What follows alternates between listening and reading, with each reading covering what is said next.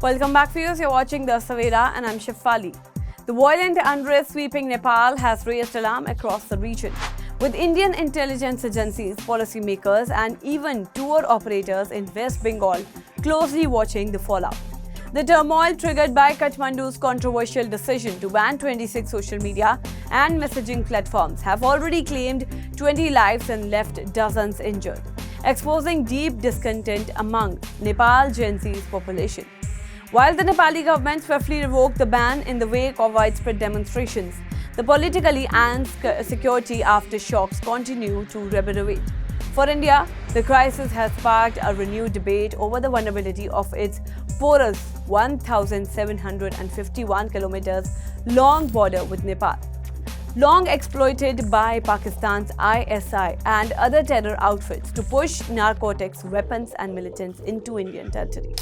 Indian intelligence reports suggest that Pakistan, increasingly frustrated by its limited success in infiltration Punjab, wide the international border and the line of control, has been eyeing the Nepal corridor to revive Khalistani networks and slip in operators from groups such as Jaish-e-Mohammed. There are already been recent inputs by Jaish-e-Mohammed cadres across over their Nepal. Officials warn that unrest and weakened surveillance in the Himalayan nation could offer fresh opportunities for such elements to regroup and exploit gaps.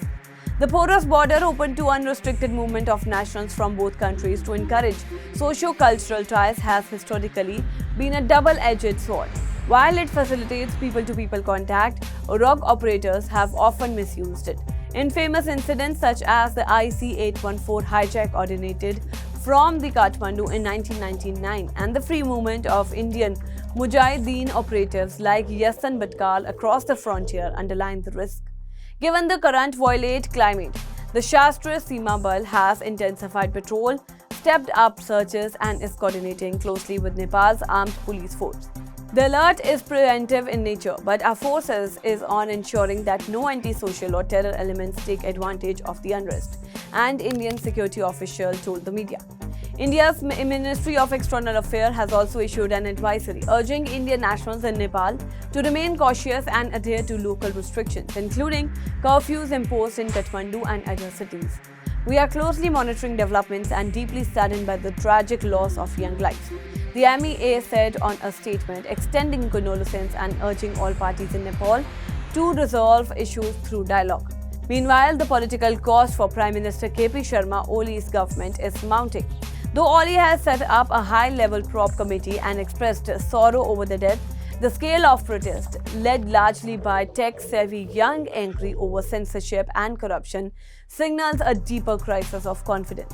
The UN too has voiced concern, calling on Nepal authorities to respect democratic freedom and investigate allegations of excessive police force, including the use of live immunization.